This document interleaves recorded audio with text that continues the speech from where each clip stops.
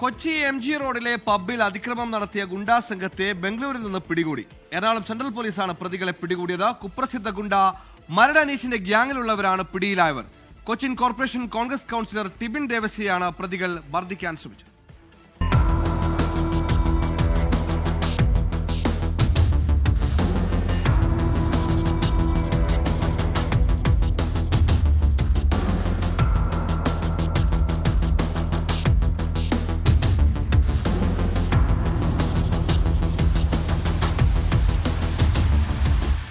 സെബിൻ മരട് അനീഷിന്റെ വലങ്കൈ.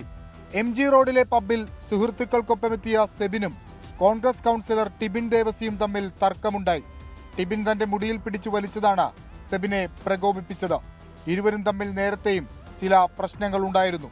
പിന്നാലെ സംഘർഷം. പബ്ബിൽ നിന്ന് പുറത്തുപോയ സെബിനും സംഘവും വടിവാളും എയർ പിസ്റ്റളുമായി തിരികെ എത്തി. പോലീസ് വന്നതോടെ ഇവർ കടന്നുകളഞ്ഞു.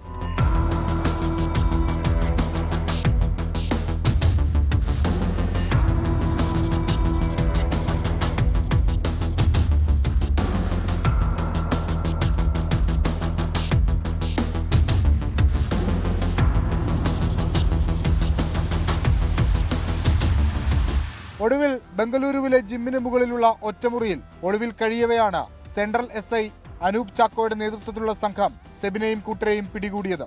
സെബിനൊപ്പം ഷമീർ അലി, ആര്യൻ, ബേസിൽ എന്നിവരുമുണ്ടായിരുന്നു. ഇവരിൽ നിന്ന് വടിവാളും എയർ പിസ്റ്റളുകളും കണ്ടെത്തി. പ്രതികളെ റിമാൻഡ് ചെയ്തു. 24 കൊച്ചി.